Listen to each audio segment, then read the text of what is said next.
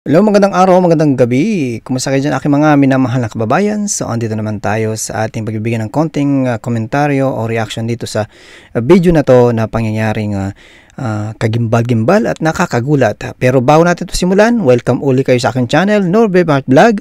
Huwag kalimutan mag-subscribe, mag-like at mag-share at pakihit ang all notification bell para maging updated kayo sa mga video aking i-upload. Alam niyo mga kababayan ay nakakagulat at kagimbal-gimbal kung maalala nyo ang ginawang witness ni Risa Hontiveros nung nakaraang taon 2024 na para idiin si Pastor Kibuloy, si FPRD at si Inday Sara Duterte dito sa mga anomalyang isinasangkot nila dito sa tatlo na to, na para madiin ay gumawa di umano si Hontiveros ng fake witness na alias Rene. Ito ay nagngangalang Michael Maurilio. At ngayon ay kumanta ito, bumaliktad, dahil siya daw ay binayaran ni Hontiveros na hindi humigit kumulang ng umabot sa 1,000,000. So, ito ay mapakinggan natin at mahimay-himay natin ito at titingnan natin kung ano ating ano yung magiging reaction, masasabi dito sa kagimbal-gimbal na to na paglabas ni alias Rene o Michael Maurilio sa kanyang tunay na pangalan. Ngayon ay mapakinggan natin ang kanyang testimonya sa kanyang pagsabi ng katotohanan kung ano ba talagang nangyari sa likod ng nangyaring Senate hearing sa pamumuno ni Risa Hontiveros, kung ano ang nasa likod nito, kung paano ba to ginawa o itinanim itong fake witness na to para idiin sila Pastor Kibuloy, si FPRD at BP Sara Duterte. At ngayon ay sisimulan natin ang pakikinig at panunood. Hindi po ako pinilit na magsalita ng katotohanan. Kusang loob ko pong inilalahad ang si Kibuloy sa Kingdom Ministry. Ako po yung witness, ginawang witness ni Sen. Risa Hontiveros na nakatakip yung mukha. Pero ngayon, hindi na, sapagkat nagsasabi na ako ng totoo. Binayaran po ako ni Sen. Risa Hontiveros para mag-testify laban kay PRRD, BP Sara at kay Pastor Apollo C. Kibuloy. Lahat ng sinabi ko at kasama ko doon na nag-witness sa Senado ay ginawa at ang buong kingdom at kunin ang kanilang mga ari-arian. Ngayon po ay hinahanap at tinatakot ako ni Sen. Risa. Ako po ay dating full-time worker ng Kingdom of Jesus Christ na pinamumunuan ni Pastor Apollo Kibuloy. Na-convert ako noong 2015 at naging full-time noong 2019, kung saan na-assign po ako sa Glory Mountain sa Davao City. Lumabas po ako ng 2021, ngunit nagpaalam po ako ng maayos at pinayagan naman ako ng Kingdom dahil may balak po ako bumalik pagkatapos ng ilang taon. Noong January 2024, nag-vlog po ako kasama ang isang ex-full-time na si Lawrence Capuno dahil nagsimula na noon muna ni Sen. Risa Hontiveros tungkol sa mga aligasyon ng sexual abuse at human trafficking na isinampalaban kay Pastor Apollo Kibuloy. Sa vlog na yun, pinasinungalingan namin yung mga claim ni Glenda Portugal alias Amanda at nung iba pa na awang kasinungalingan lahat.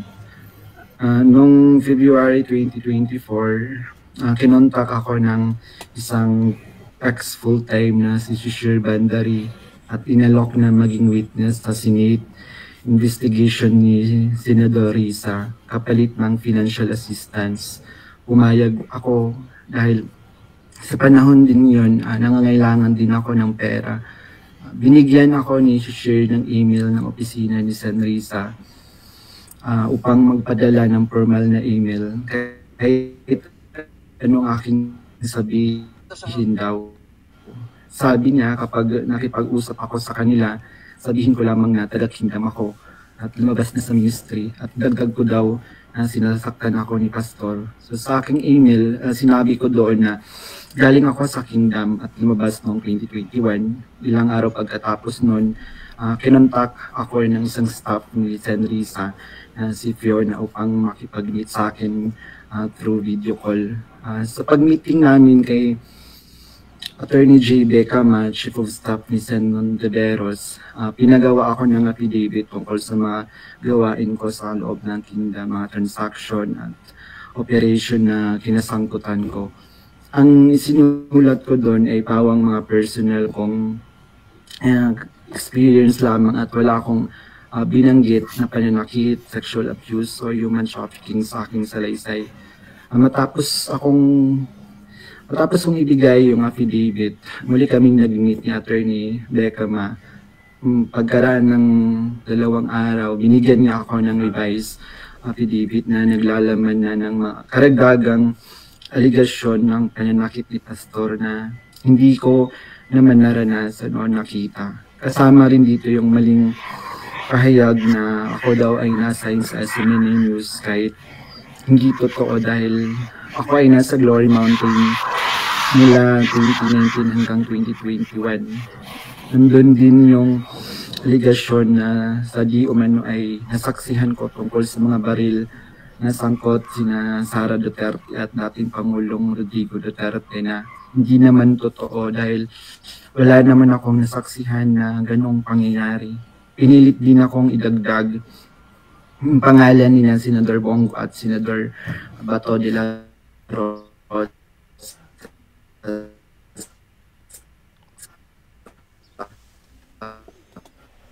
Naglo-loading kapalit ang ako. Ay may reward na 500,000 na ibinigay nila sa akin at dagdag na 500,000 ang sinama ko si Sara Duterte at si dating Pangulong Duterte.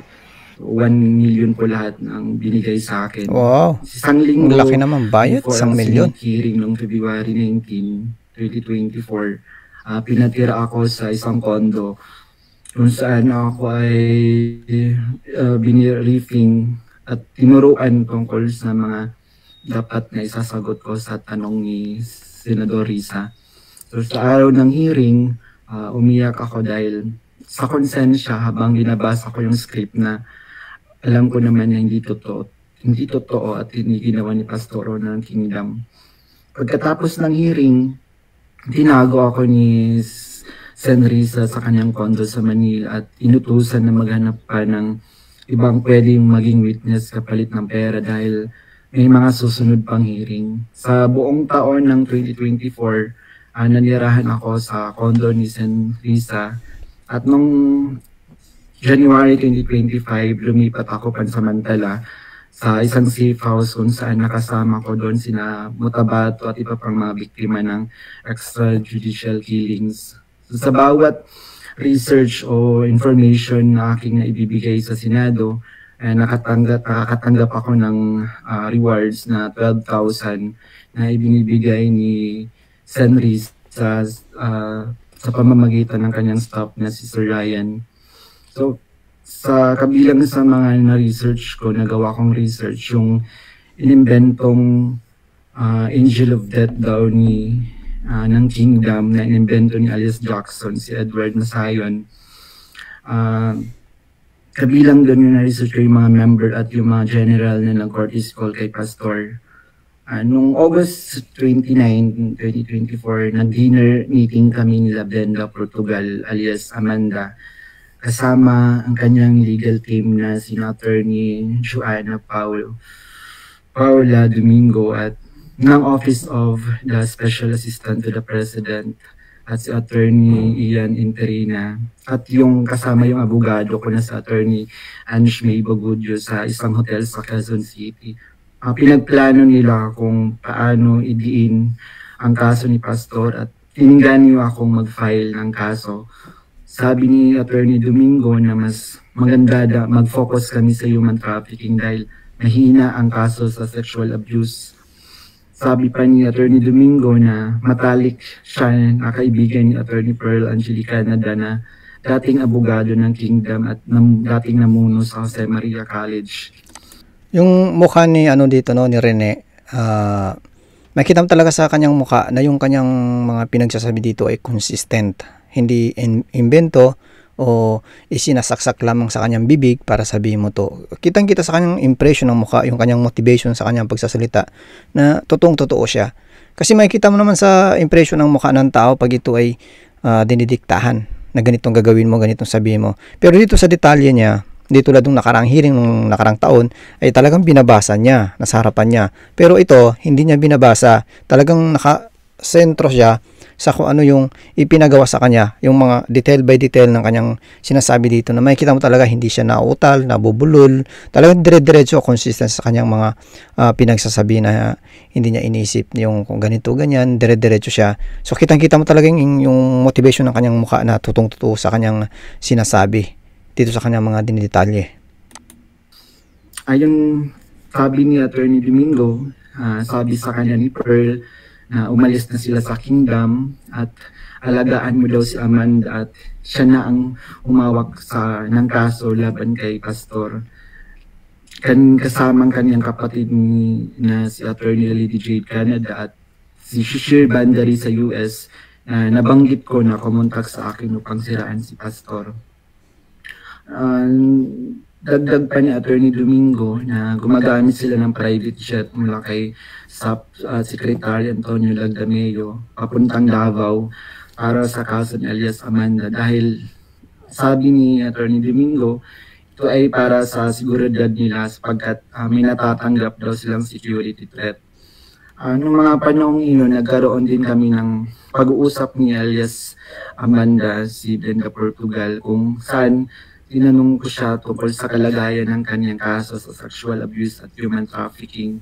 Sinabi niya sa akin na mahina daw talaga yung kaso sa sexual abuse sa Pasig at gusto niya niyang sumuko.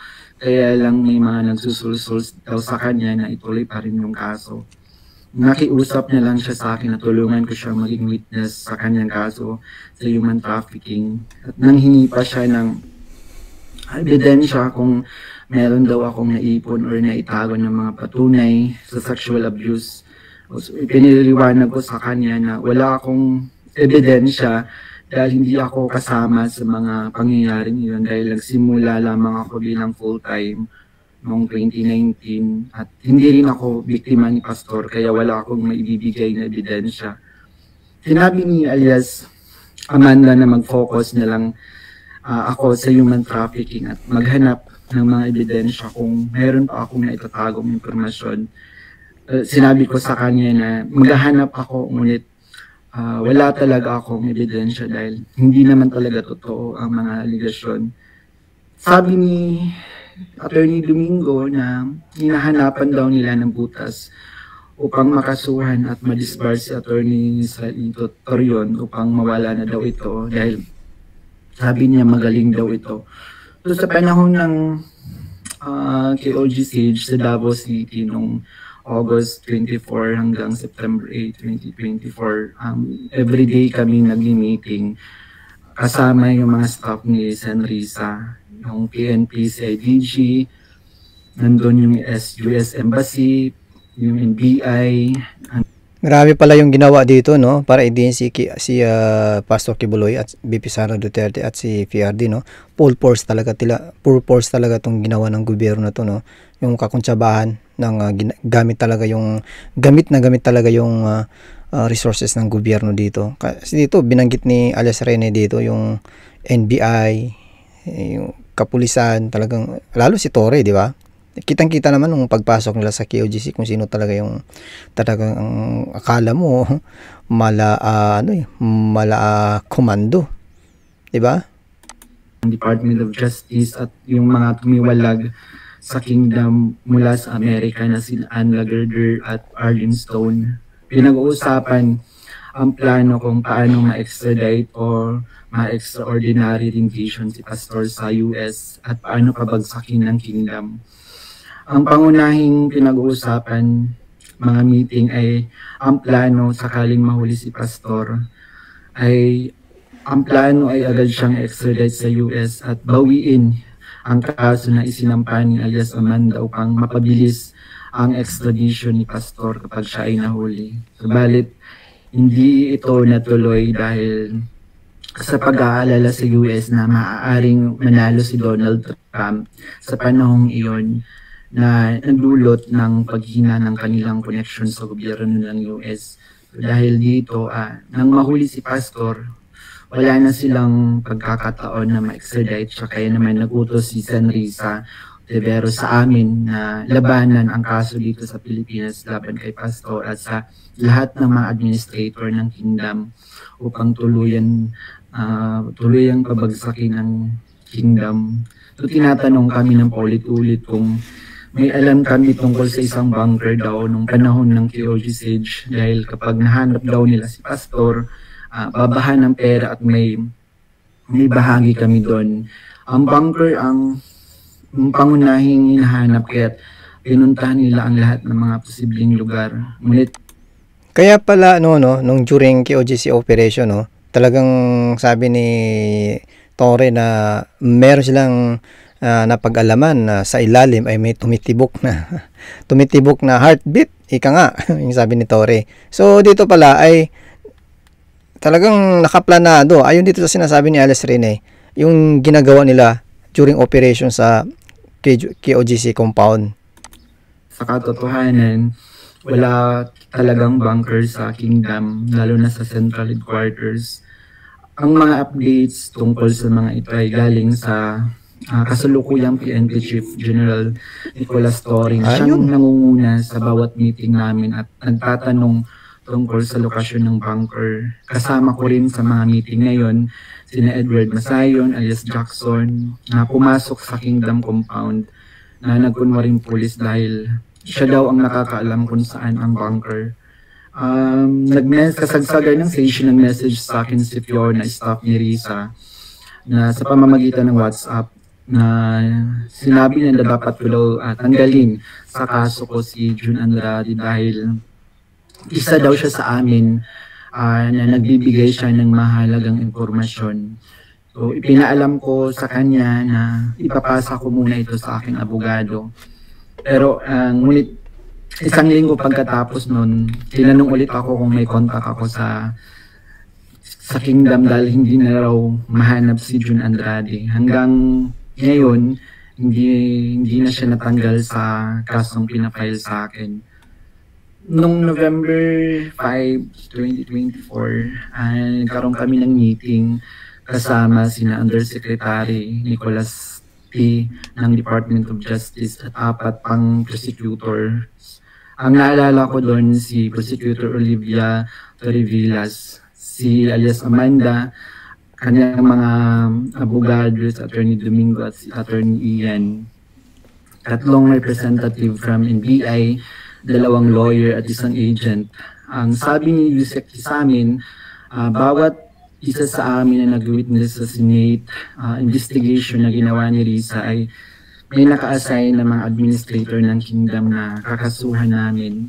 Meron reward na 1 million pesos kung magfa-file kami ng kaso laban sa kanila upang tuluyan na daw masira at mawala ang kingdom at makuha na nila yung mga ari-arian ni Pastor at ng kingdom. So sa akin, so grabe pala yung plano nila, plano ng gobyerno nito, talagang full force sila, gagawin ng lahat para lamang makuha yung anumang meron doon sa pag-aari ng KOGC, grabe tong gobyerno na to. Sobrang garapal. Gagawin ng lahat. Naka-assign yung 2 administrator na sina Eleanor Cardona at si Marlon Rosete. Pati na rin yung 2 key person ng SMNI na si Cristina San Pedro at si Hannah Jane Sancho. May 2 ministers, si Carlo Catiil at si Rico Mandin, at coordinators na sina Grace Mandin at si Corazon Dupal. At yung kay Alias Jackson naman, yung naka-assign sa kanya, yung mga lalaking administrator na Cobo, nasali si Sister Elizabeth Carayon.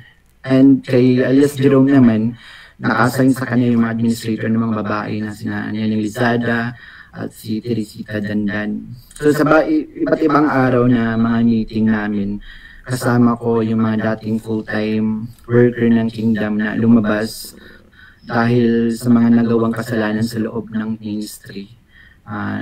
Doon sina Arlene Stone at Ann Lagirder na parehong sumasali through Zoom mula sa US na tinutulungan sila ng FBI. Si Regina Arevalo naman na siyang scriptwriter ng karamihan ng mga binabasa namin sa Senate hearing. Pati na rin yung mga kasama kong mga fake witness, sina Kirao alias David, si Edward Masayon alias Jackson, si Juar Olimba alias Derium, si Renita